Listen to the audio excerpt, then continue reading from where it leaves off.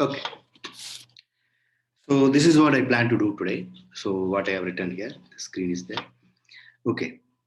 So in the last class, we defined what is called a bounded linear operator, and we proved that continuity is same as uniform continuity, which is same as something called boundedness. So boundedness is a definition for linear operator. It's not the usual boundedness for functions because linear functions are not bounded as a function, but as a linear operator, the definition is different. So that's what we define.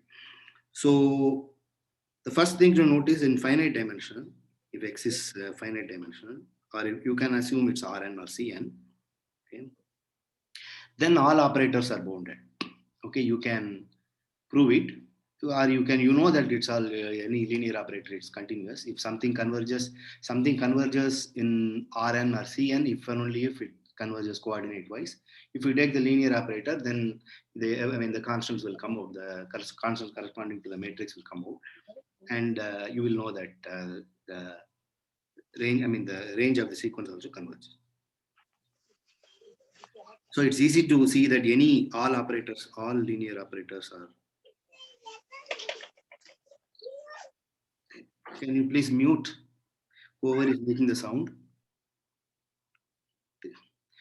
See, when your video is off, this is what I don't understand. Whether you actually, what is going on there. It doesn't matter to me, but please mute. So all linear operators are continuous.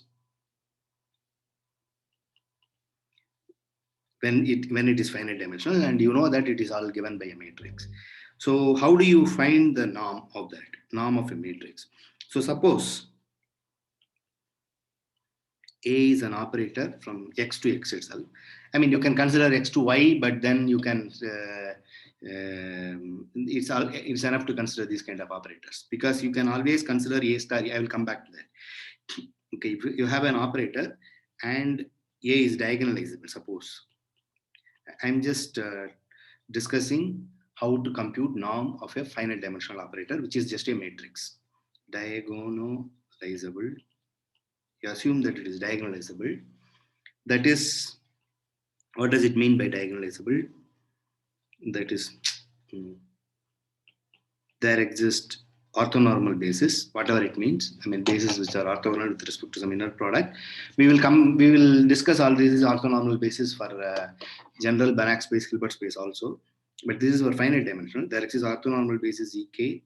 You must have seen this in linear algebra, what is meant by orthonormal basis and what is meant by an operator by a matrix being diagonalizable. Suppose if A is a self-adjoint matrix, or if it is a normal matrix, then it is diagonalizable. So there exists orthonormal basis Ek such that A Ek equal to lambda K Ek. So these lambdas are eigenvalues and Eks are the eigenvectors. Okay. So in this case, what is the norm? Okay, suppose any let x equal to summation.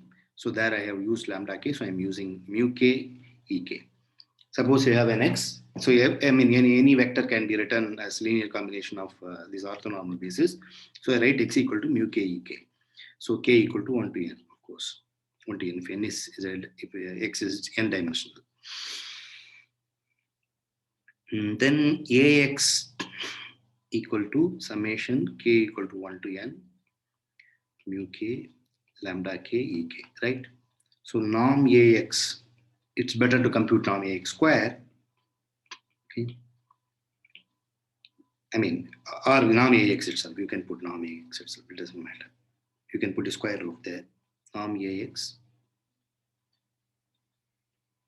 Okay. Then this becomes yeah. So since that is orthonormal basis, this is just summation mu k. This is lambda k. No, sorry. Lambda k mod square. That's all. Okay. Then this is square root. Okay. I mean, if it is complex number, you have to put a mod. Now this is, so if norm x is less than or equal to 1, then you can take the maximum of this. This is less than maximum of mod lambda k times summation, this is equal to 1. Suppose it's okay, it's enough to take equal to 1. Then summation lambda k square, right? But this is norm x, norm x. So this is equal to 1 because we have assumed norm x equal to 1. So this is maximum lambda k. So this implies, I mean, norm ax is just the supremum over all norm x equal to 1. I mean, supremum over of this value with norm x equal to 1. So this implies norm a is less than or equal to maximum of lambda k. Okay, k equal to 1 to n. On the other hand, you take the vector. On the other hand, norm of suppose this maximum of ek suppose equal to lambda k naught. Okay, then a acting on k naught is, so then a acting on ek naught is lambda k naught, ek naught. Okay, so the maximum is attained there. So this implies norm a. Norm a is just the supremum of all these values. Norm x equal to 1. Norm ek naught equal to 1. Okay, because of that, norm a equal to maximum of lambda k. So norm is just the maximum of the eigenvalues. Okay, if eigenvalues exist, I mean, if it is diagonalizable. Suppose a is not diagonalizable. Suppose, now the next case is suppose a is an operator from, say, now assume Cn to Cm or whatever, or x to y, it doesn't matter.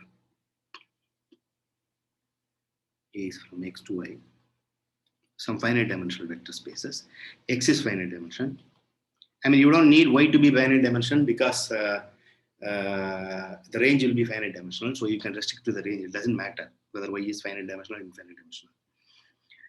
Now norm a, this we will come back to this, equal to norm a square equal to norm a star a. Okay, where star is the adjoint. Okay, so we will discuss all these things. For in general, for a Hilbert space is a Hilbert space norm a square a star a. So it's enough to compute the norm of a star a, but a star a is self-adjoint. Okay, so it is diagonalizable. So a star a is self-adjoint. Okay, it's a self-adjoint of, I mean, a star a, it's a adjoint is again a star a. So this is diagonalizable. So this is diagonalizable. So now you can find the eigenvalues and maximum of the eigenvalue. Take the square root of that, and that's what the norm of a. So this is one way to compute the norm of a finite dimensional operator. Okay, so this is just finite dimension. We will discuss this analog of this in more general infinite dimension later. But the spectrum may not be a finite or incountably infinite or something. Spectrum will be something. For some operators, the maximum, I mean, for some nice operator, the norm will be equal to that. I mean, the supremum of the set spectrum set. Okay, we will come to that later. So we have done this. So next we want to do some more complicated, really infinite operators, which are called infinite integral operators. Of course, this is the big theory, and there are books written on this. So I'm just going to define the operator and talk about few things, few examples. But it's a large area. Okay, the next thing is integral operators. It's just to tell you how it is defined. So let us consider let our x be C of 0, 1. Okay, you can work with more general continuous spaces if you want, but for simplicity, I'm taking C of 0, 1. Let K be a function in C of 0, 1 cross 0, 1. Okay. Okay. Then define Tk, K to, I mean, to the person K, Tk. This is from Z01 to C01. It will be in 0, 1 because K is also continuous. But then you can put different, I am not defining the norm. You can define infinity norm for C01, which is C01 is complete with respect to infinity norm. Or you can take L1 norm and other LP norm, other things also. But I'm not writing it because with respect to different norms, the continuity, I mean, the norm will differ. We will not compute the norm, but we will show that it is bounded. Then you define Tk. So I want to get a function f here, and then I want to get a function. I want to land in C01. So Tk of x at x equal to integral I'm taking the Lebesgue measure itself. You can take different measures also as far as the integral exists. So this is the theory of integral operator, kxy, f of y, dy. Okay. So this f is integrated and you get a new, I mean, this is a function in variable x. Okay, you have a function, k is a function in two variable. So this is a function in C01 cross 01. Then you integrate with respect to the second variable and multiply with f of y. Then you get a new operator with respect to the function x, in function x. So this is what is called an integral operator. Clearly, this is well defined. First of all, these are all continuous functions, so they are all integrable in 0, 1. So the integral exists, and this is continuous because k is a nice continuous function. So if something converges, you can take the limit inside, and I mean you can work it out. So okay, so this is a nice function. This is continuous function. Okay, so t then tkf is also in C01. Okay, and the point is, let us consider this tk, not mod. Let us consider the mod tkf. Okay, at x. That is equal to integral mod of, this is precisely equal to this, okay, f of y dy. And did I prove this? I think I proved it, but it's very easy. Just check it for simple function, then take limits. It will work. Okay, so you can take the mod inside with an inequality. Okay, mod x by mod f of y dy. Okay, now there are several things you can conclude from this. One, so this is mod tkf at x is less than or equal to, so you have this, I mean if you have any, I mean, so if you have two functions, f is less than or equal to g, then they are positive function, then integral f is less than or equal to integral g. So you can take this supremum value of this, so which is norm f infinity, integral 0 to 1 mod kxy dy. So you can write it like this. Okay, so this is a norm f infinity. So this is, now if you take the supremum of this, or if you want, you can write it like this, f infinity times k infinity. Okay, so this implies, so now this,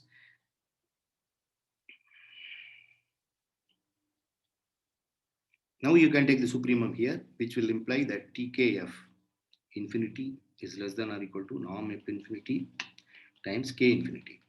So as an operator from tk c01 with respect to the infinity norm to c01 with respect to again an infinity norm here, tkf, this norm, tk, the norm itself. Okay, I mean we have the norm inequality, so the norm itself less than or equal to norm k infinity.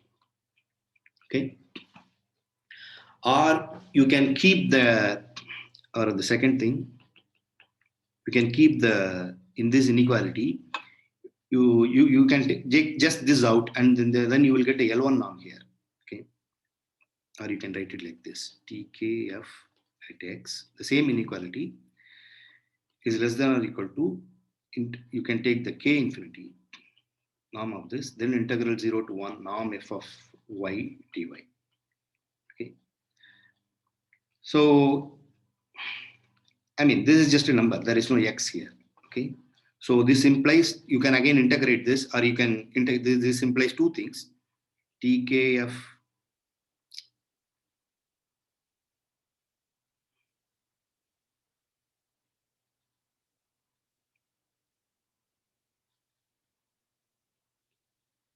this infinity, this would be k.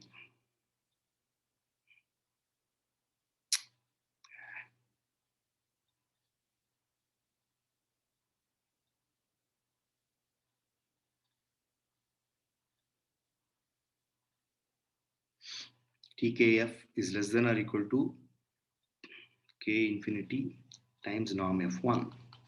And if you want, you can do integrate it, and I mean integral between constant, integral of constant function 1 is 1. So this is tkf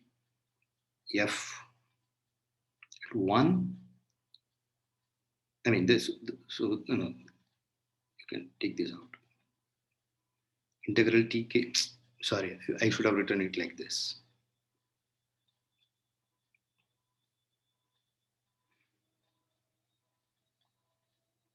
This implies mod of tkf at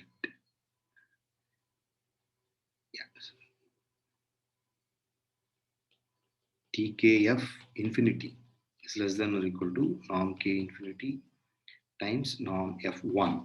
Okay, this is the one norm. This is the L1 norm which we defined. Okay, so this implies norm tk as an operator from C01 with the infinity norm. Okay, as an operator from C01 with one norm, with L1 norm, this is less than or equal to norm k infinity again. Okay, the same thing. Similarly, third one, you can, from here, you can conclude that norm tkf 1 is also less than or equal to norm k infinity. So in the above line, In the should it be like C01 comma norm F1 to C01 comma norm infinity? you are right. That's right. Correct. Sorry, you are right. Thanks. This should be 1 and there should be infinity, right? Yeah, because the range, I'm using the range there. Very good. Okay. Who is that listening? Who is that? Shayantan. Oh, okay. Thank you. So I'm happy someone is listening because it's not clear to me. Okay. So, so only I make a mistake, you notice that. Okay. So here you have 1 1. So this is okay. This is just C01 with respect to 1 norm to C01 with respect to 1 norm. Again, tk, this tk, whatever, none that is less than or equal to norm k infinity. Okay, you can play around and talk about this integral operator. I don't want to spend more time on this. This is just an example how infinite dimension you can get operators by integrating. Okay, this is one family of operators. Okay, this is well studied. There are books just devoted for integral operators. You can look at it if you are interested. Okay, the next one is multiplication operator. So this is also another very important class of operators, which are called multiplication operators, which also you Sir, can define. will you Yes, please show the inequality with the L1 norm? say it again. Will you please show the inequality with the L1 norm? I have just done it with L1 norm. No, what is there? If you integrate that, you have got this inequality, right? Where I have written. In this inequality, you just here you have no x here. You just integrate with respect to this. That will also be less than that, right? You just verify it. I mean, this is just this whole thing is less than this. If you integrate between 0 to 1, your constant function, you are going to get 1. Constant function 1, you are going to get 1. Okay. If you integrate this with respect to x, you get the 1 norm, right? It's because of that. Fine. Yeah, sir. Like show Mm. the please show the inequality. Right. Yeah. Now you can verify all these things. It's very easy. Okay. I'm just giving you an example how to get operators. Okay. Examples of different kind of operators. This is a multiplication operator. As you can see, this is just multiplication. So what you can do is the following. You can take a function. For example, the most general multiplication operator comes from continuous function or L infinity function. So we know that always the C01 functions are continuous. So L infinity with respect to, I mean, yeah, some Lebesgue measure. Let us say Lebesgue measure. Oh no. Okay. So you can take L infinity. If you have a f here, f in L infinity, okay, then you can have a g in LQ, okay, and mu is a finite measure, okay, mu should be finite. Let us take Lebesgue measure. It works for any finite measure. Infinite measure, L infinity function need not be, I mean, see this this inclusion I didn't tell you, it's just a digression. If mu is finite, so let me just talk about this. This is just measure theory, which I haven't talked, but this is something very easy you can see. or we will discuss it now. So we have already 20 minutes past. Okay. If mu is finite, then LP is contained in LQ if P is greater than or equal to Q. Okay. This is clear because if we have a function f which is in LP, I mean where P Q ranges P is less than or equal to infinity, greater than or equal to Q, greater than or equal to 1. Okay. If f is in LP, then if f is less than mod f less than 1, then of course, I mean mod f less than 1, there both of them are integrable. So LP, I mean you don't have to worry. Only if mod f is greater than or equal to 1, then f power p is less than or equal to f power q.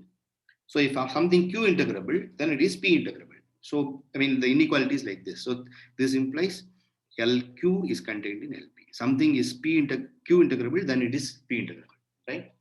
So because of the LQ is contained in this. In particular, if something is in L infinity, then it is bounded one. Bounded function, you can always take it out because if you have some integral d mu, okay, mod of this, mod of any power you want, then that is less than or equal to norm f infinity. I mean whole power 1 by p you will get. So norm f infinity times again norm fp. I mean mu of that x, whole x or whatever you will get. Okay, you can take the f out and you will get mu of x, right? So LQ is contained in LP. This is the case when the measure is finite. So when the measure is discrete, when you have a counting measure, small LP is contained in, this is 1. These are all some, so I approved that LP is contained in LQ. Similarly, LP is contained in LQ if P is less than or equal to Q. For the discrete case, the inequality will be reversed. That is also clear because if we have a sequence, something is in LP, you have to show it is in LQ. Something is in LP means, of course, it is summable, P summable. So it will be in Xn, some sequence Xn is in LP, then Xn converges to 0. So after some time, it will be less than 1. So mod X power Xn power P is greater than or equal to mod Xn power Q, right? After some time. Okay. After some time, it's going to be less than 1 because it converges to 0. Okay. So the inequality will be like this. So something is a P integrable, then it is Q integrable. Okay. This implies LP is contained in LQ. Sorry. Small LP is contained in small LQ. Right. Okay. But then you cannot say anything for general infinite measure. Okay. Okay. Now I ask you a question. Since I have started discussing this, can anyone come up with example that LP contained, not contained, I mean LP.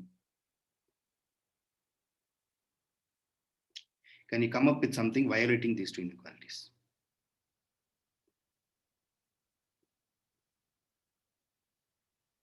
For any P less than or equal to Q.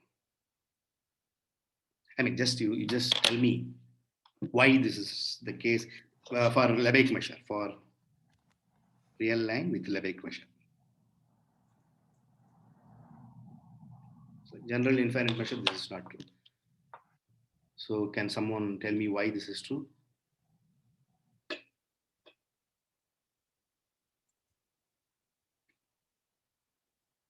You have to show that something which is here, which is not there, something which is here, something which is not there. Okay. I will give you marks. Whoever comes first with an answer within, let's wait for 1 minute, 2 minutes, I will give you 5 marks or 10 marks. You have to score 95 marks to score center. Okay.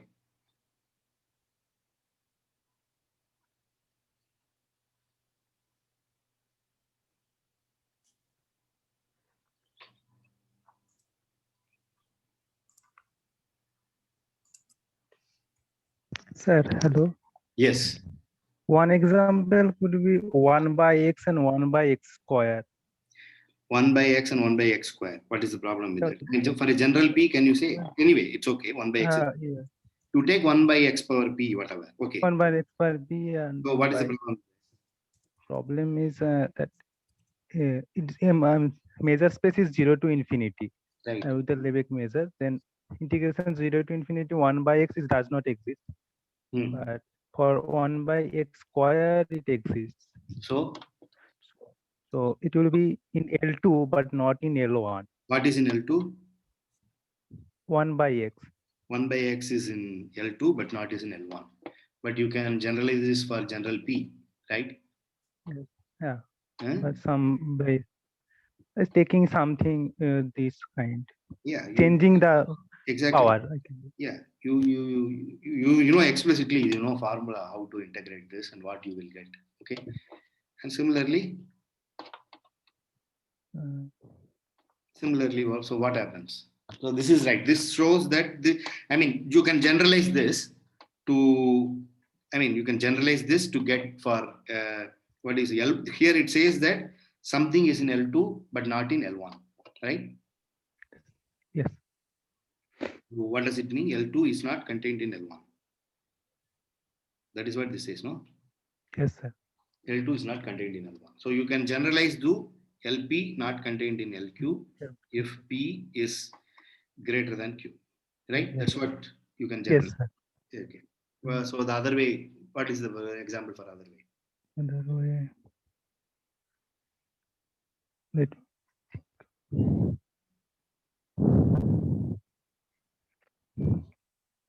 Sir, for q equal to infinity, you can just take the constant function. Then that won't be integrable in for p less than infinity. Yeah, but this more or less, that is right. P equal to infinity, you can take the constant function that is not integrable. Then what is the problem? What do you say? That's not integrable. It's not in L infinity. That's all. It is in L infinity, but it is not in any of the LP. Right? Yeah. So this, which is like the same, yeah, which is same set of examples, no?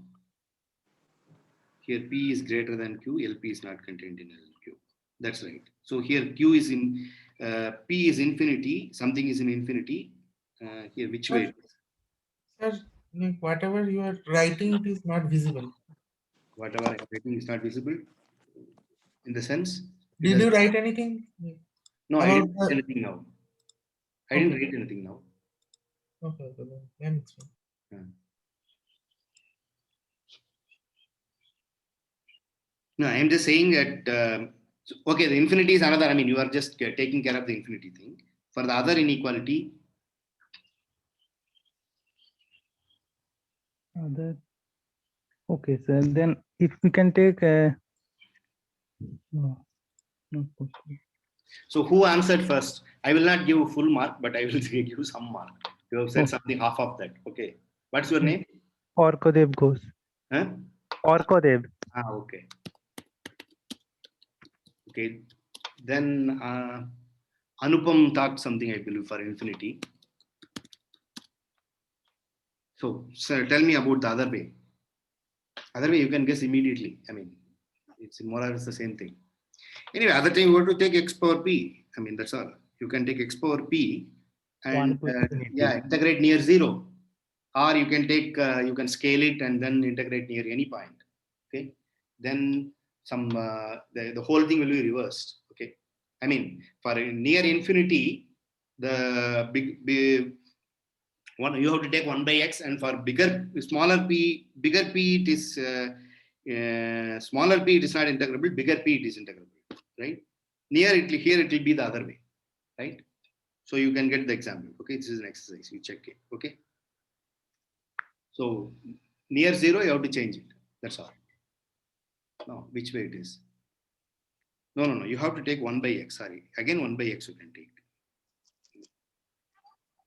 Yeah, no, you have to basically work with xp and then integrate it. You will get xp plus 1 by p plus 1, whatever. You will get that between 0 to whatever.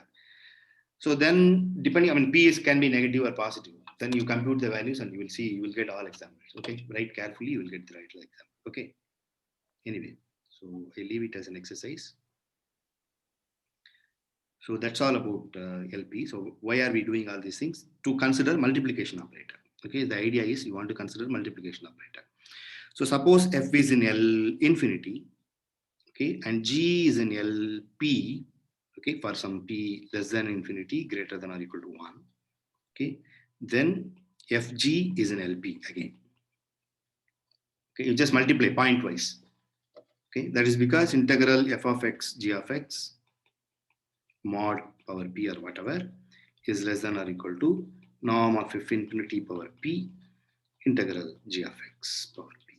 Okay, if you take the square root, then you get, this implies that this is what is multiplication operator. So if you define, Sir, are you writing anything right now? yeah, I'm writing. Sir, like it's not visible. It's not visible. Where? What happened? Sharing is paused. Bring your shared window to the front. What does it say? Who is it saying this? I will share it again. Maybe did I press something? No, I didn't press anything. I don't know. Okay, I'll share it again.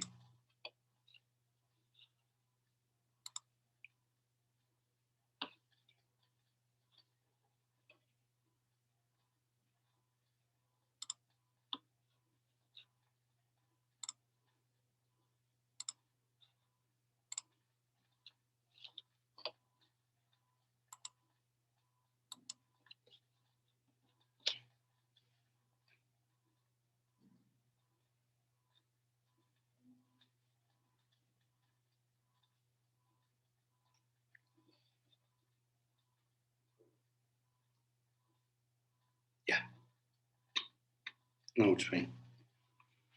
Yeah, now it's visible. Yeah, I can see at least. It's fine. Yeah, yeah. Yes. Okay. Okay. So this is what I have written. Okay. If you take any f, so if you define mf, f is an immunity, mf acting on g equal to just fg. You just multiply pointwise. Okay. So that is an operator. This is an important class of operators, which you will see in this course or next course. That these are very important operators. Okay. They are nice normal operators. We will consider operators on L2, but this can be defined on any L. I mean, including L infinity also you can define. There is nothing wrong. So if you multiply two function, you again get a bounded function. Okay. So this is a nice operator. And what does this say? So this inequality, whatever I have written, this says that norm of fg p, this norm is less than or equal to norm f infinity times norm g infinity. Okay. So this implies mf, the norm of this operator, is less than or equal to norm f infinity. Okay. So this has norm f infinity. So when you want to, so this is the standard trick when you want to compute the norm of, which we have already done now. We have so if you want to talk about, if you want to compute the norm of an operator, then you prove an inequality like this. Okay. So once this is proved, then you will prove that the norm of the operator is less than something. Then you find a particular element where the norm is attained. Okay. Now I want to say that the norm is attained somewhere. So for that, I have to define I will define the following. So I want to say that I want to take a G with norm P equal to 1. Okay. And then I compute the norm of that, MF acting on the norm of that. And that will be equal to this. Okay. Then the norm is attained there. Okay. So we want a G in LP with norm GP equal to 1. And I mean, if we produce this such that MF at G norm P, which is equal to FG P norm, is equal to norm F infinity. Okay, suppose if we produce such a G, then that will imply norm F. We have already proved norm F is less than or equal to F infinity, norm F equal to F infinity. Okay, if we produce this. Okay, so how do we get a G? Define. So the point is, I cannot produce a G precisely like that, because then the measure may be, we are assuming measure is finite, no? Yeah, we are assuming measure is finite. We are assuming it's finite measure, otherwise this is not true. Okay. No, otherwise also it's true. You can always Sir, write. it is true for sigma finite measure as Yeah, well. this is true for sigma finite measure. Where do we need finite measure? So if it is finite measure, then you can just take it. Okay, this f may not be in L2. This is okay, fine. That doesn't matter. You don't need it finiteness. Okay. So define, I mean, two other things you may need finite. Anyway, so define G. And we always assume sigma finite. We don't consider any sigma. When I say it's not finite, it is sigma finite, at least. Okay, we will not consider non-sigma finite measure. So define G. Okay, so we have F, we have fixed F, we want to define get a G. Okay. It's not writing. So let's make it define a set. Let A epsilon equal to the set all those x in whatever the x in the measure space x such that f of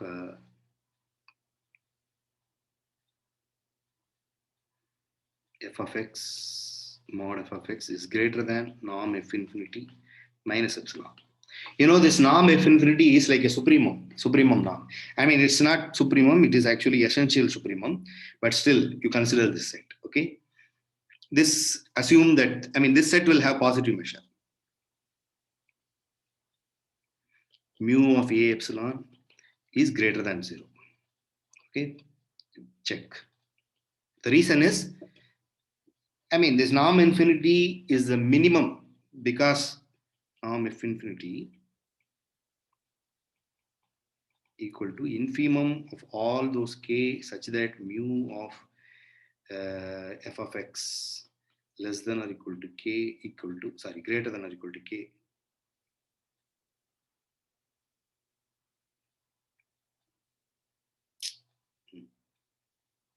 equal to 0, right? So because of this, you verify that this is mu of epsilon is greater than 0. Now define G epsilon equal to 1 by mu of A epsilon, then the indicator function A epsilon. Okay, this is the indicator function. This is constant. Okay. Now MF acting on G epsilon, you consider this norm. You want to consider the P norm, which is equal to power P maybe, which is equal to, you are going to multiply this. So this is f of x 1 A epsilon x, okay, integral over x, then 1 by mu of A epsilon. Okay.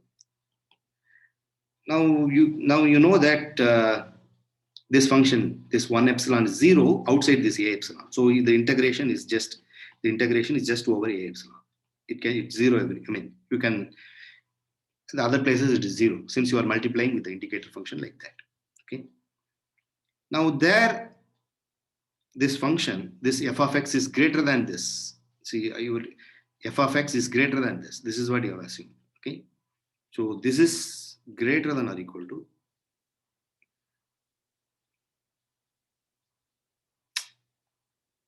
integral over A epsilon 1 by mu of A epsilon. Okay. That is what so indicate A epsilon that is greater than or equal to norm f infinity. Right? Okay. Norm f infinity minus epsilon. Minus epsilon, you are right. Minus epsilon. So I was just wondering what I'm missing. Minus epsilon. So, but then the times d mu. So now you have to take mu epsilon will cancel. So this is greater than or equal to norm f infinity. This is just a constant minus epsilon. Okay. So this is for all epsilon. You have chosen a function g epsilon such that MFP is greater than or equal to this for all epsilon. Okay. So this implies norm of MF.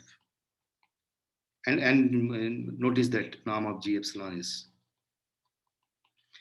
equal to 1. Okay. So this implies norm of f infinity equal to infinity. Okay. So we have calculated the norm for this multiplication operator. Good. Okay, so you can consider multiplication operator over L2. We will talk about multiplication operator L2 and study more of its property later. Okay. Now this is just an example of operators. Okay. Now there is another important class of operators called shift operators. Okay. There are two kinds of shifts. As you know, as the word indicates, it is a shift. Okay, so shifts. Okay, so let us take anything LP. Okay, LP where P is less than or equal to infinity, greater than or equal to 1. Okay, any P. Okay, on P you define S from LP to LP. You can take LQ or anything. I mean, but it should be defined. For P, it should be less than. Let us take LP. Okay, let us. I mean, you can consider Q corresponding to less than Q or something, less than P or something. Anyway, so LP to LP, where S of anything, S of any sequence.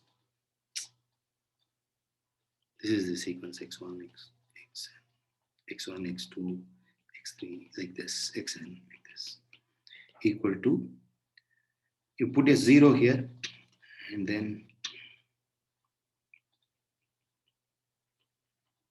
okay, that's all. You just shift it by one coordinate, that's all. So now you can see that S of any vector, any sequence x, norm of this, any norm P, is same as norm xp. Okay, so this implies norm x equal to 1. This is what is called an isometry. Something which preserves the norm, we call it as isometry. So this is clear. I mean, if you compute the P norm, it doesn't matter. You are going to have the same sum there. You're going to take the whole power P. So the norm is preserved. Okay. So this is what is called as shift. On the other hand, you can consider other operator S star. I'm calling it S star because it is actually star in the Hilbert space. But this is just a notation here. I'm not saying anything about adjoint here. S star acting on any like this, x1, x2, something equal to start with x2. Okay. Here also you can see that S star x, norm of S star x is less than or equal to norm of x, because you are, maybe the first one contributed, even in infinity norm or in any P norm, first one might have contributed or may not have contributed. So it's less than or equal to this. But if the first term you assume to be 0, then the norm is attained. Okay. Or if you take anything like this, then S of S star of this is going to be just same as this. Okay. So this implies norm of, so this here the norm is preserved. So norm of S star is also equal to 1. Okay. This is what is called shift. These are all discrete shift. You can define continuous shift also. So let us take LP of 0 infinity. Okay. You can take, so as I said, here you can take I'm doing something with my hand, but you can't see. You can take a two-sided shift also. Okay. Here this shift is, there is a difference between this shift and other shift. Maybe we'll write the shift in this language. S acting on any sequence x. Okay. This is, the x is a sequence. Okay. At n equal to x n minus 1. Okay. Right. At n, the value is whatever it was the value in at n minus 1 value. So this you can talk about LP of Z, two-sided shift. Okay. There is a difference between two-sided shift and one-sided shift, right shift, or even left shift if you want to take the negative natural numbers. The difference is the one-sided shift will be what is called isometry, because this is not isometry. S star is not an isometry. Here you take the S star. So if you have the right shift, if you have a two-sided, if you take the L2 of LP of Z, L2 or LP of Z, then if we take the right shift, something shifts in the right, then the star will be the left shift, whatever it means by star. We'll come to that later. Okay. So then S star, you can define S star of x at n equal to xn plus 1. Okay. Here it will not kill any vector. Okay, the same sequence, whatever two-sided sequence will remain, because both sides it is infinity, it will be just shifted. Okay, so this is what is called shift. You can define a general shift if you do take L infinity of R. Okay. And you take a T in R. Then define ST acting on F at S equal to F of S minus T. Okay. You get a new function. So here F is in LP. Okay. Why did I say L infinity R? I'm saying you take the Lebesgue measure with respect to R. Whenever I don't say anything about the measure, there's no L infinity. You have the measure space, okay, R with respect to Lebesgue measure. Okay. Then you take any F in LPR, then you consider the shift. This is what is called continuous shift. For each T in R, you can shift it. Okay. This is again a two-sided shift. You are taking L infinity LP of R. Okay. Then you can compute that STF. You want to compute its norm. Okay. Mod. You want to compute its P norm. Okay. Is equal to norm of F of so integral minus infinity to infinity F of so I mean you have to, the new function is STF, that's what you are integrating, so you will get S minus T here, okay, with respect to ds, but which is same as F of T F of S ds, okay, minus infinity to infinity. So this is same as norm F P power P. So this implies norm ST equals 1. Is this clear? Okay. Similarly, you can define a ST star, which is okay, which is same as this at S equal to F of S plus T. This will be whatever the adjoint we will define later, but this is also another operator. But this is, I mean, this is for T. I have taken T in real, so this is just an operator with minus T. This is just S minus T. Okay, is okay. I am assume it's clear to everyone. I am defining a continuous shift, and I computed its norm just by writing the. Right. Sir, in the definition of this integral, the integral minus infinity to infinity, so I mean, you take it as a limit of minus n to n integral or as a double limit? What do you mean by that? No, it is just an integration minus infinity to infinity. Which is I the, mean, huh? you have to define it via some limiting process, right? Yeah, but that is defined in calculus, no? What is the problem? No, I mean, I am asking, like, there are potentially two ways you can define it. One is the integral from minus n to n and you take the limit, or from n to m and then you tend n to minus infinity, m to infinity, so as a double limit. What is the difference?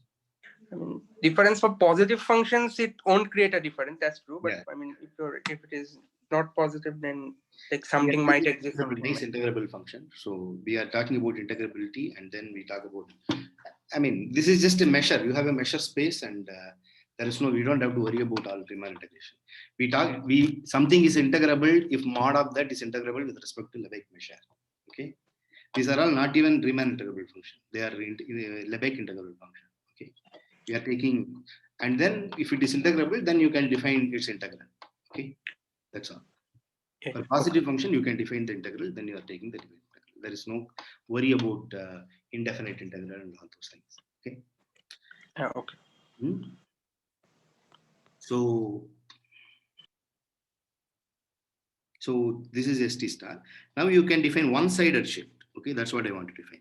So let us take this measure space. Suppose if we take our measure space to be 0 infinity with respect to B0 infinity and Lebesgue measure. Okay. Now you define a ST from LP to LP for T in positive real line. Okay. Where ST at F at S equal to F of S minus T if S is greater than or equal to T and 0 otherwise. Okay. You can define this function. Okay. Now let us compute its norm. Now norm of STF, P power P equal to integral 0 to infinity STF norm of this. Okay. Integral 0 to infinity. So ds, there is an F of S if you want. This is equal to integral 0 to infinity f of s minus t ds, mod of this, right? But change of variable will give you, this is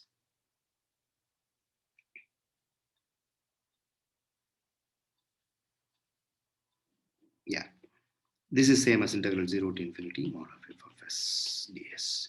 Now this is basically integral, sorry, s to infinity, because it is zero from, it is 0 from 0 to s. That's how it's 0 from 0 to s. When t is, s is less, sorry, sorry, this is t. S is the integral. We are integrating with respect to s, and t is fixed. Okay, t to infinity of fs means, which is same as 0 to infinity ds. So this implies this is same as, oh, maybe you need a power p here, power p here, power p here, integral fp.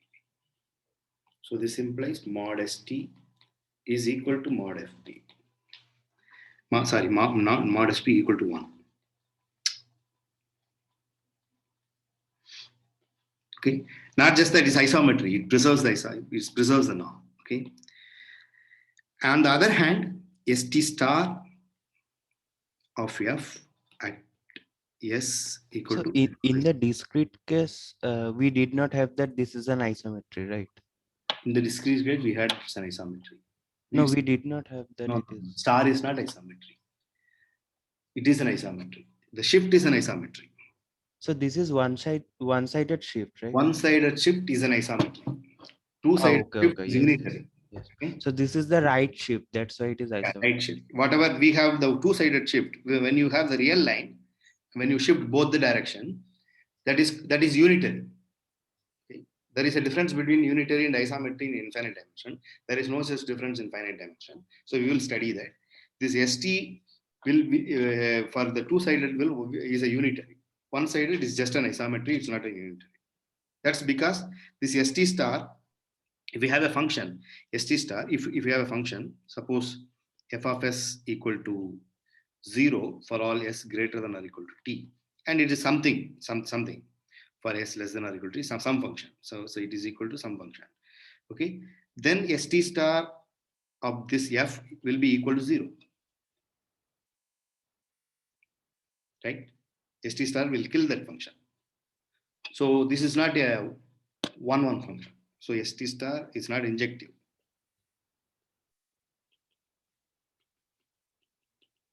On the other hand, ST is injective. ST preserves the norm. Okay. Still, norm of ST star will be equal to 1. You can calculate. Norm of ST star is contractive and it's equal to 1. Okay. So we will deal with shifts again later, if but we will be dealing with L2, not general LP. It's the same thing. Okay. This is also a very, shift also has a rich theory. You can consider algebra generated by this shift, and you using this shift, you can define new operators, which are called Toeplitz operators and other things. There is a very rich theory with this shift also. Okay, and you can take the Fourier transform of, Fourier transform is an operator from L2 to L2. So if you apply this Fourier transform both the sides, inverse Fourier, and then you can take this S2 to a multiplication operator. And there are very nice properties about this shift. If you are interested, you can study, and that's not the scope of this course. Okay, so I will stop here with shift. Okay, so it's already 54. So now I want to give an example of something which is not bounded. So that is what is called differential operator. This differential operator is also very rich theory. So we are not going to deal that. The finally unbounded operator, which is this differential operator. Let us take the simplest case. You define D from C1, 0, 1 to C0, 1. Okay, F going to F prime. Okay. Then, so what happens? Then, so the claim is D is not bounded. D is not continuous, D is not bounded. You can think about many things. Then this operator is not continuous.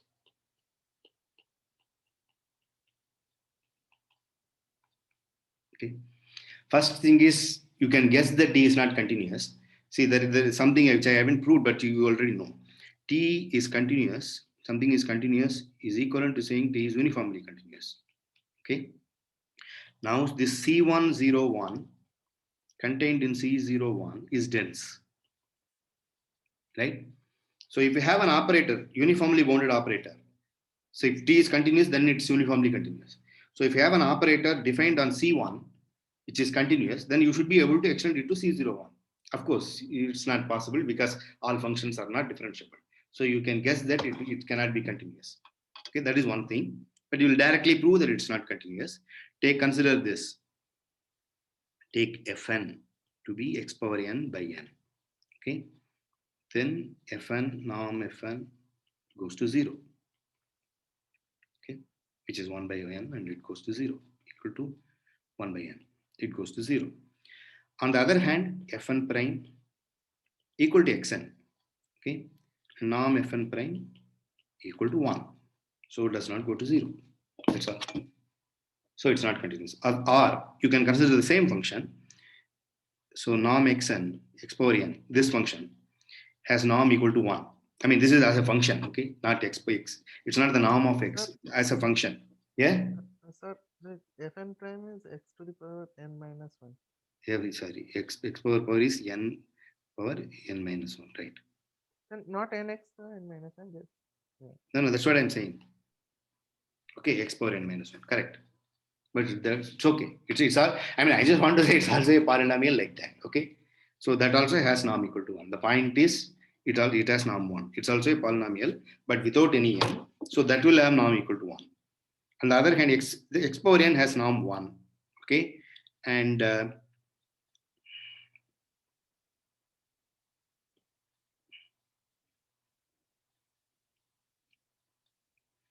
so you take other one, maybe gn equal to x power n, okay? The norm of gn equal to 1.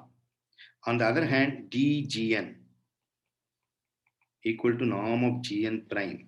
Okay, it's all infinity now. We're dealing with infinity now. Okay, that is equal to, that's equal to what? That is equal to n into x power n minus 1. Okay, I mean that is a gn prime, but that is this, which is equal to n. Okay, which goes to infinity. So d is not bounded. Okay, we have seen both the ways. D is not bounded, that's one thing. D is not continuous, which we have seen. And also it is the case that if D is continuous, then that will lead to contradiction, because then D will be as extended as an operator C01. That's not a real contradiction, but we know that intuitively we know that all functions, you cannot define a differentiability for all continuous function. That means that you can define some sort of differentiability for all continuous function, which is not true. Okay. Okay. So this is an example of an unbounded function.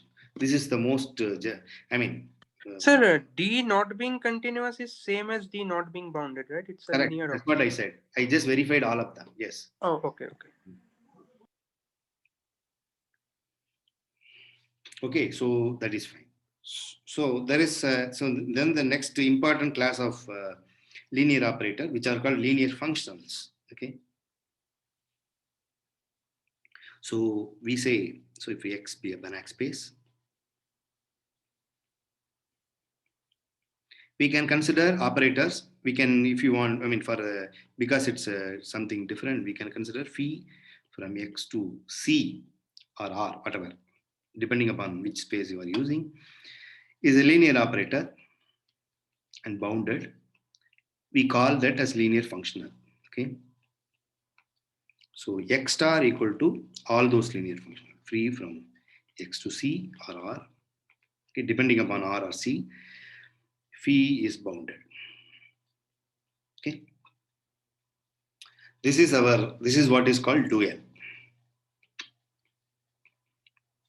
Okay. Notice that X is, this need not be a Banach space. It is enough, it's a non-linear space. Okay, non-linear space. So X is non-linear space, but then we know that if then X star is nothing but, by our definition, B of X C, and C is complete. We have proved that if the range is complete, then this is complete. So X star is always complete.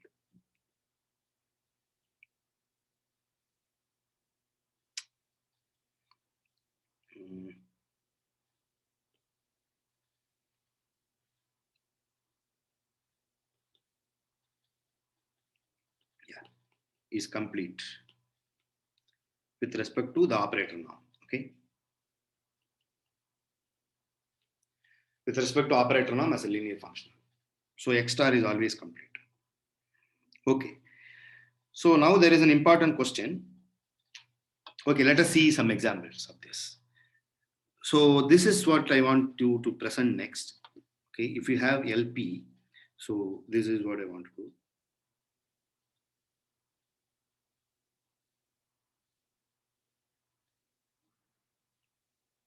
Let P be less than or equal to, sorry, not less than or equal to, less than infinity and greater than or equal to 1. Okay, then LP star you can identify with LQ where 1 by P plus 1 by Q equal to 1. When P equal to 1, Q is infinity. Okay. Okay. So this is for any LP. So these are the two things I want you to present. So if you want, you can assume mu to be finite and prove this, or it's better if you assume infinity, that's fine. Then you may have to work a little bit more. Okay. The first presentation is this. Mu is a finite measure. You are welcome to do for infinite measure. Okay. Mu is finite measure. Then LP mu star is isomorphic to LQ. I will tell you the operator. I will tell you the correspondence. The second thing is for infinite measure, basically, LP star equal to LQ. The same thing. And for here, there is something more. C equal to all convergence sequence.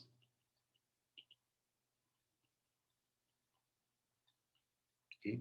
And C0 equal to all xn such that xn converges to 0.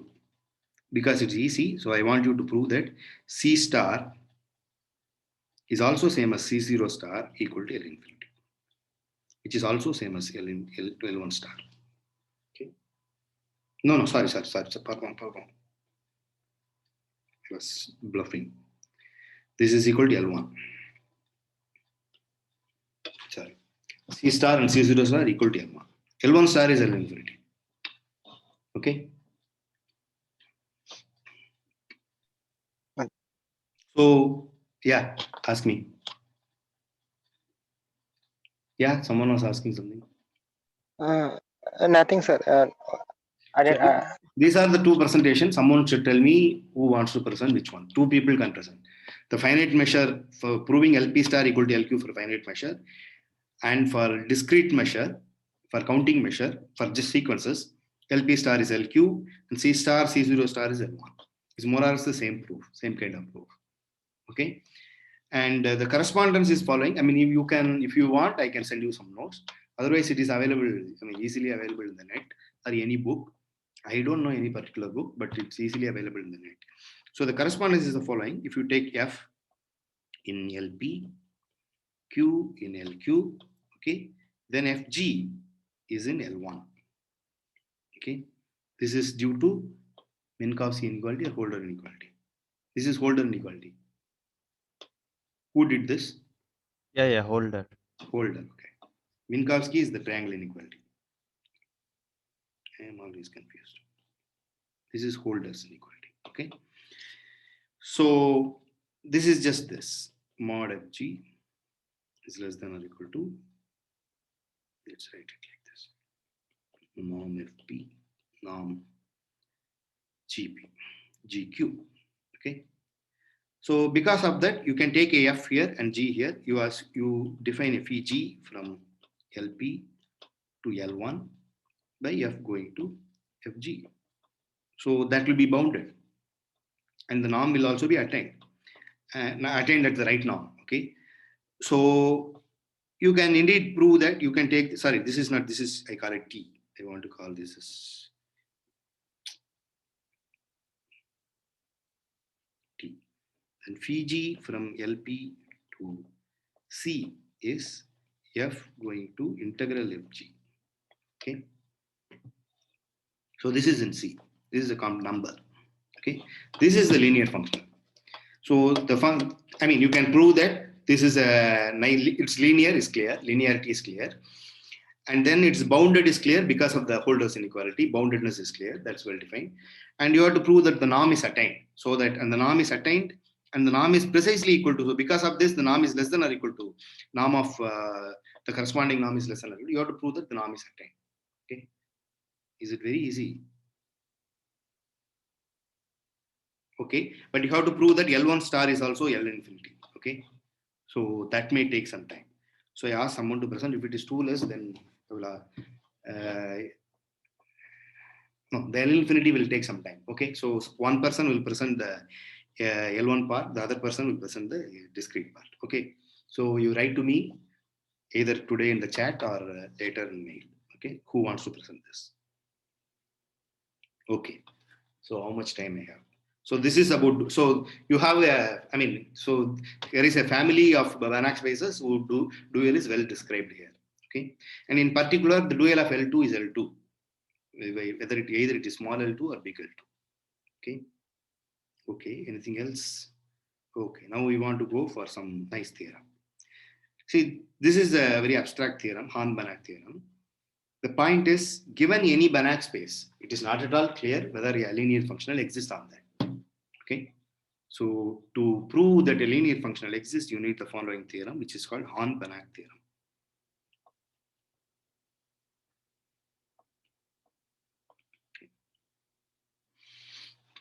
So there is no way, I mean, if it is a finite dimension, then you can define a linear functional. I mean, just by taking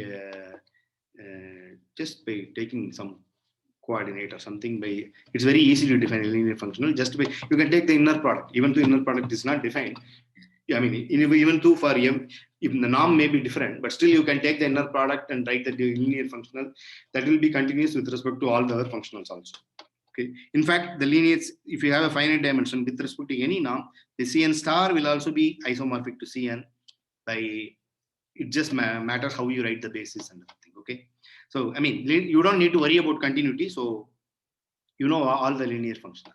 Okay. It does not matter which norm you use. So, can you give an example of Banach space with no functional? Say it again. Can you give an example for Banach space with No, there is nothing like that. Hahn-Banach theorem says that all there exists functional. There is nothing like that. We a priori we don't know that a linear functional exists on a Banach space. We know for finite dimension. Okay. To prove for a general Banach space that always linear functional exists. In fact, they are too many. They are bigger than the Banach space. Okay. Bigger means it separates the points of the Banach space. So to prove that, we need Hahn-Banach theorem. Hahn-Banach theorem as a corollary will imply that, see, we say something is bigger than a space. For example, if you take X is a metric space, okay, continuous function F is a metric space, then how do you know that X is a continuous function? Okay, you have a metric D is a metric, okay, then how do you know there is a continuous function? You want to define a continuous function, you will take the D itself. D itself. Yeah, dx dot, this is a continuous function. Then you can, I mean, you can take a constant function. Yeah, but constant function is just one function, no? So the okay, their constant function is not linear. So you can take constant function, but that is not what we want. We want to say that continuous functions are very rich.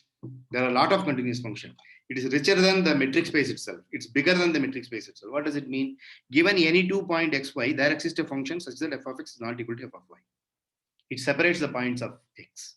Okay, that is what we want. So that is this, using this you can get that function. Okay. D of xx is 0, d of xy is different. So this gives a continuous function. So which separates the point of this. Okay, this is for a metric space. Okay. So similarly, we want to prove similar theorem for a Banach space. We want to separate points of a Banach space using linear functionals. You want to say that x star is bigger than x.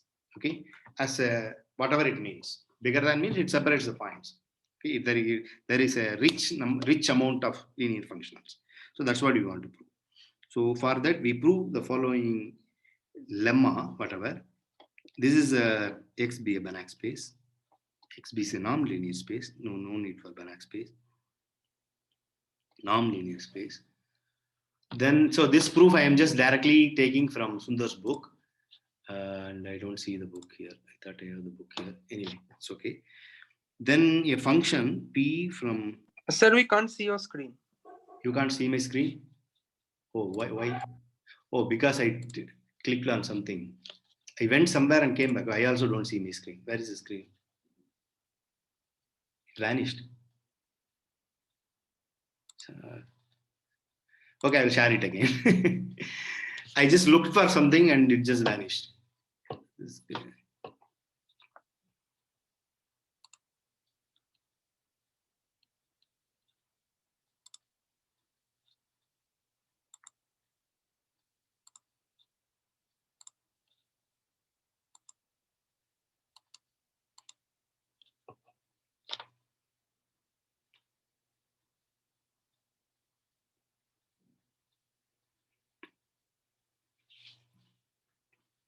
Okay, I can't move to something else.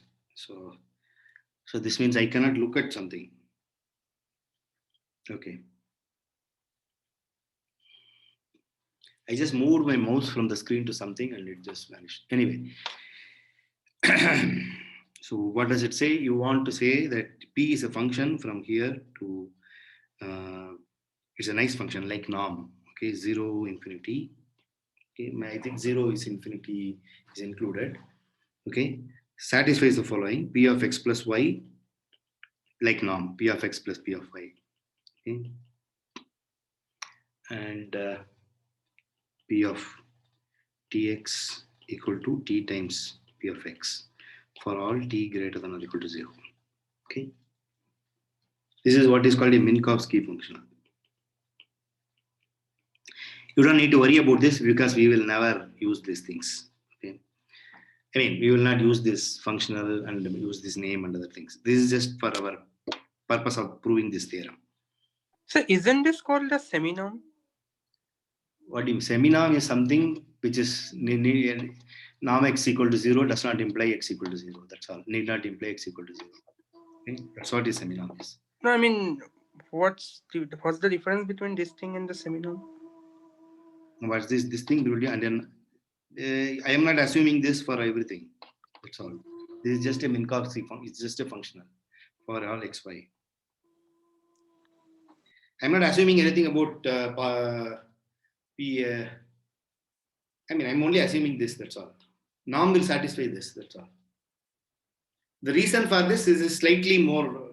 I mean, for norm, you have a t, you can bring it as mod t. That's all. Here, I'm not assuming that. I'm just taking for positive t. Okay. That's all. Okay. Then we have the following lemma. Okay. So let x0 be a subspace. Okay. Let phi from x0 to c a linear functional. Okay. Such that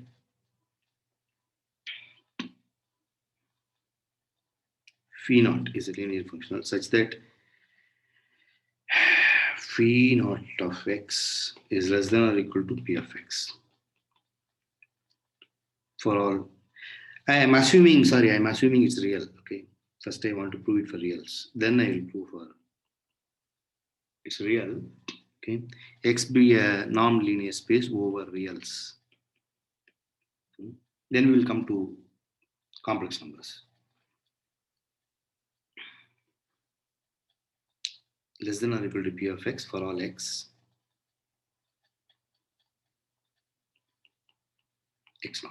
Okay, you have a Minkowski functional. You can take it to be norm if you want. Okay, or constant times norm. Constant times the. You can assume that this is equal to norm phi naught norm x if you wish. This is a Minkowski functional.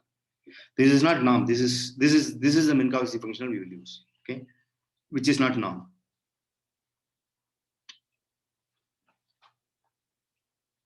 Okay, so what?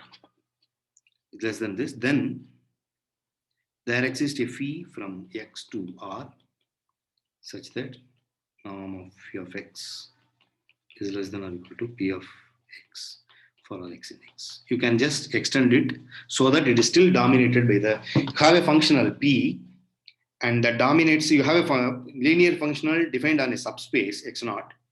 Okay, then you can extend that linear functional to which is dominated by a Minkowski functional or whatever that p, small p, which satisfies some property. Then you can extend that linear functional to the bigger space, still dominated by that function. That's what this says. Unfortunately, the time is 6:15, so I will stop here. I'll do it next time. Okay. So this is we will prove this lemma. Using this, we will prove the Hahn-Banach theorem for reals. Then the Hahn-Banach theorem for complex number will follow immediately. Okay. Before that, I will give an exercise. Shall I take 5 more minutes? Maybe I will do it next time. It's okay. Yeah. Okay. Any question? Sir, so I think like in this definition, you are taking t greater or equal to 0, but in Correct. in the Yeah. definition of a semi-norm, I think they allow all t in R. Is that the only difference? Right. Yeah. Uh-huh. Semi-norm is almost a norm except positivity condition is not satisfied. That's all. Yeah, I know that, but like I was just confirming. I mean, what's the Exactly that. exact difference between this functional, this Minkowski functional, and semi-norms? Yeah. You can take it to be norm. That's okay. Okay. There are 2 chats. Okay, once again. What is this? Homework. So you are asking somebody else, but you have asked everybody in Bengali. Okay. Okay, it's okay. So I will quit. So you have someone tell me who wants to do that LP. I have given 2 presentations. Okay. Okay. Shall I end the meeting?